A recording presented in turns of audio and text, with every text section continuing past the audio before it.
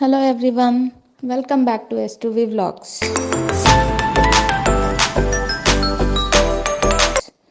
ఈరోజు మనం lemon rice చేసుకుందాం. రెగ్యులర్గా చేసే లెమన్ రైస్ కాదు, ఇదొక కొత్త రెసిపీ. డిఫరెంట్గా పొడులు వేసి చేసుకుంటాం. చాలా బాగుంటుంది, ట్రై చేసి చూడండి. Let us start. ఈ స్పెషల్ లెమన్ రైస్ రెసిపీకి ఫస్ట్ పౌడర్ చేసుకోవడానికి కావాల్సినవి డ్రై కోకోనట్ తీసుకున్నాను ఒక 2 స్పూన్స్, అండ్ డ్రై రోస్ట్ చేసి పొట్టు తీసి పెట్టుకున్న పీనట్స్ ఒక 2 స్పూన్స్, అండ్ పప్పులు 1 స్పూన్. ఈ మూడు సపరేట్గా గ్రైండ్ చేసి నైస్ పౌడర్, ఫైన్ పౌడర్ చేసి పక్కన పెట్టుకోండి.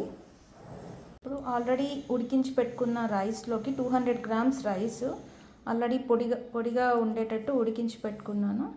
సో ఈ రైస్లోకి ఒక 1.5, చిన్నదైతే 1.5 లెమన్, పెద్దదైతే 1 లెమన్ జ్యూస్ వేసుకుంటున్నా. అండ్ ఇందాకే పౌడర్ చేసిన కొబ్బరి powder, dry coconut powder, peanut powder,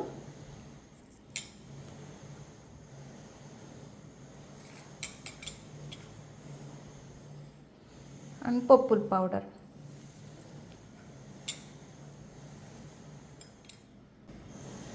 రుచికి సరిపడా ఉప్పు కూడా వేసేసి బాగా మిక్స్ చేసేసుకుందాం దీన్ని. ఇది ఫుల్గా మిక్స్ చేసేసి పక్కన పెట్టుకోండి. స్టవ్ మీద ప్యాన్ పెట్టుకొని ఒక 3 స్పూన్స్ ఆఫ్ ఆయిల్ వేసుకున్నాను.